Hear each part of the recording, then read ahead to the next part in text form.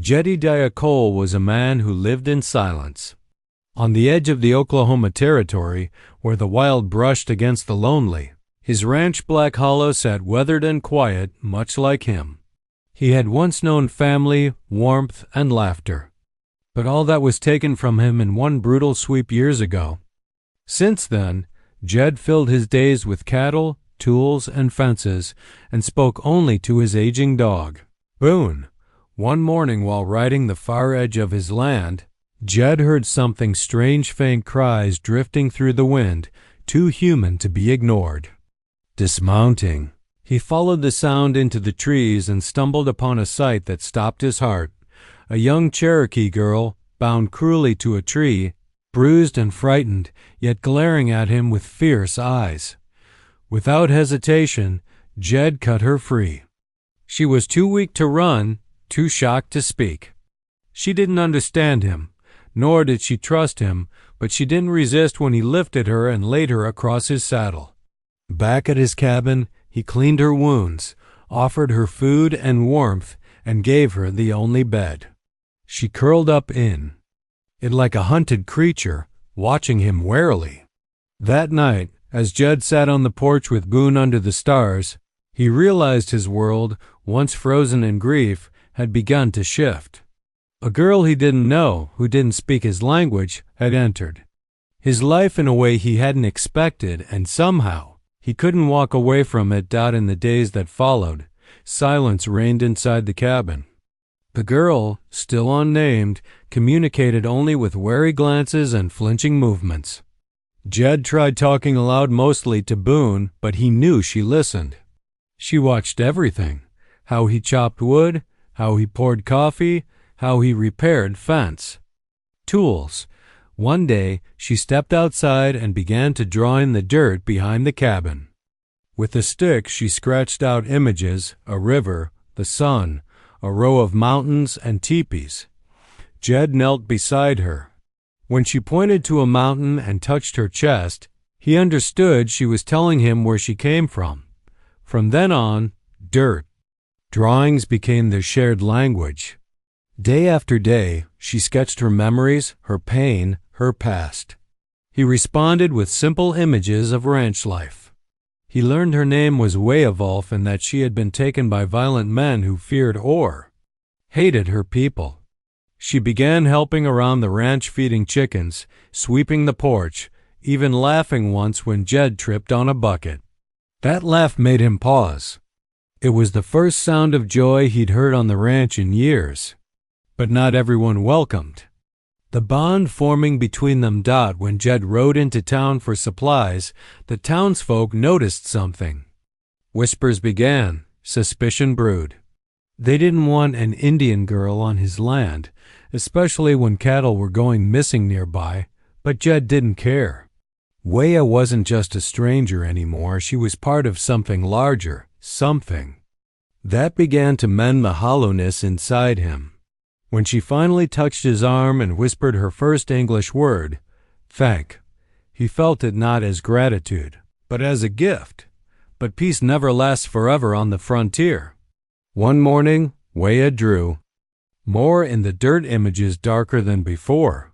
She showed Jed how outlaws had attacked her people, burned her camp, and tied her up as a message.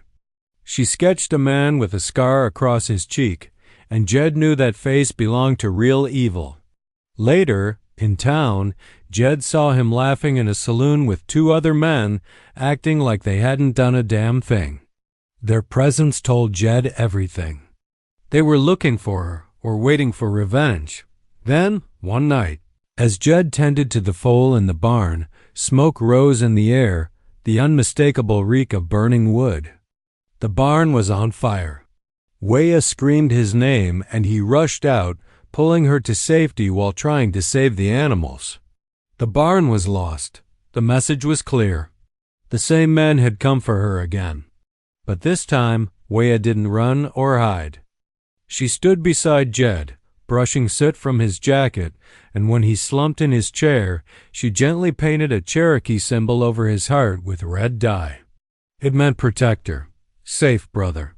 He woke to find it there and asked what it meant. You. She whispered simply.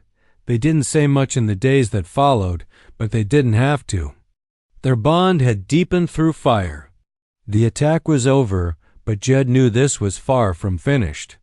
The men who heard Weah were still out there, and more danger was riding through the hills. He oiled his rifle and watched the ridge. Something was coming, and for the first time in years, Jed wasn't afraid. The first sign came with the wind drumming, distant but steady, like thunder trapped in rhythm.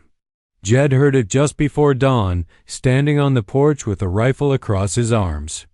Weah emerged beside him, sensing something even before sound. Reached the air. She stepped barefoot into the grass and turned her face toward the rising sun. Then, through the mist, they came not with guns, not with war cries, but with painted faces, long braids, and peace staffs.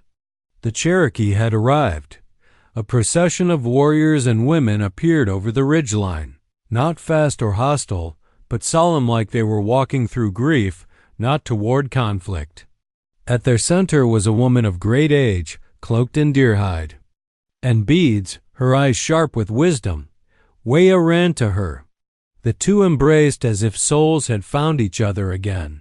Jed stood frozen, unsure. Then Weah took the elder's hand and brought her to him.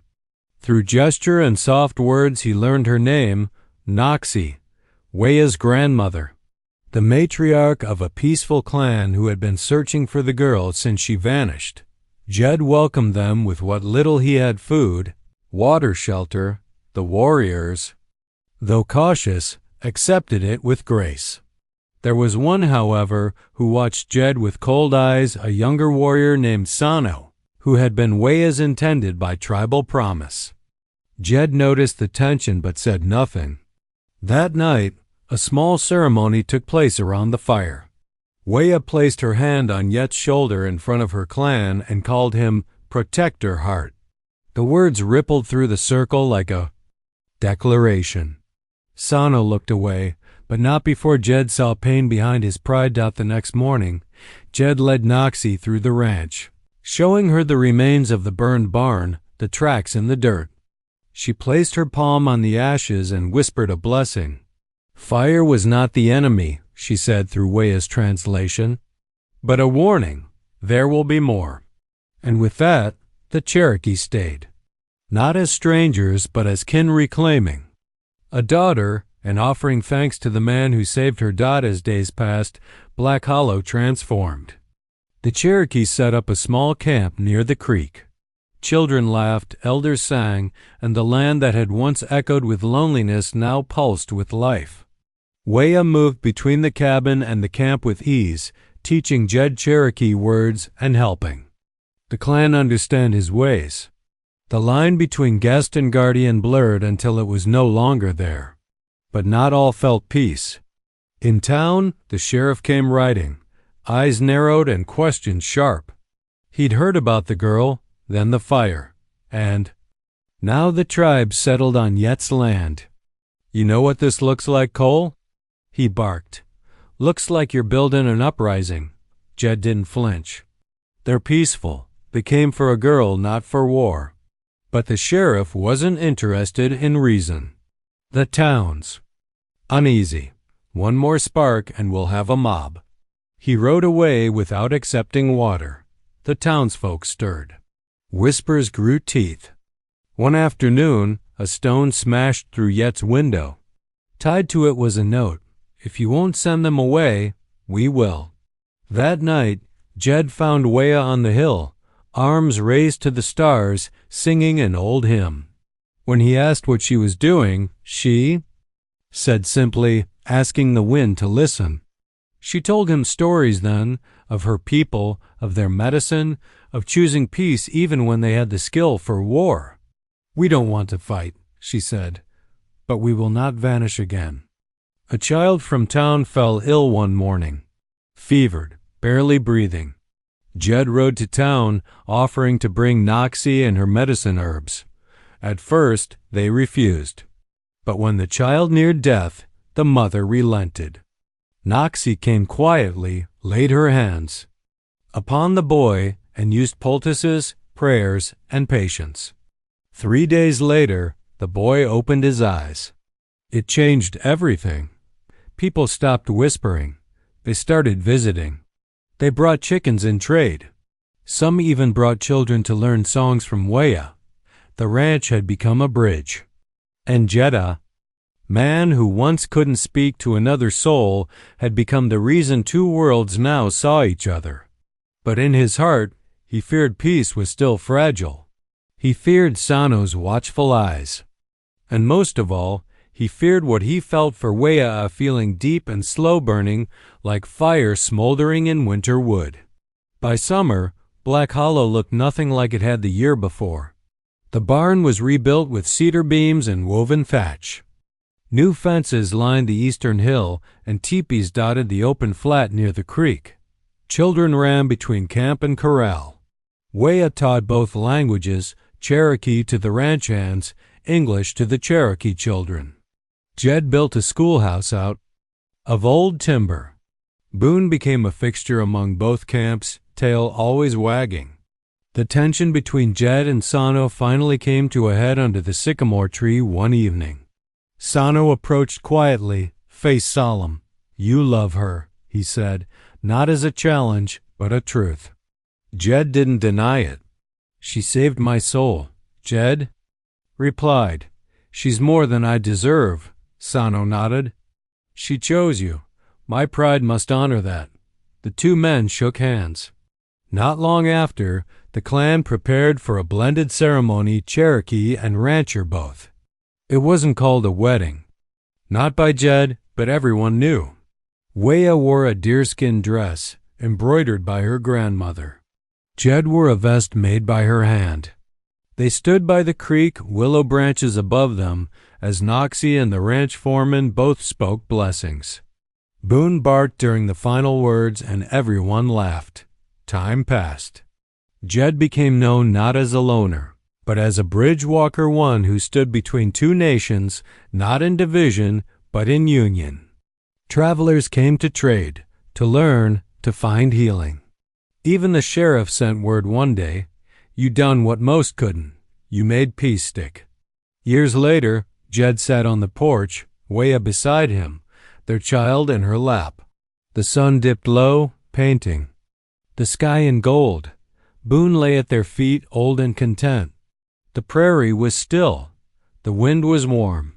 And in the quiet between them, the same silence that once meant loneliness now sang of home.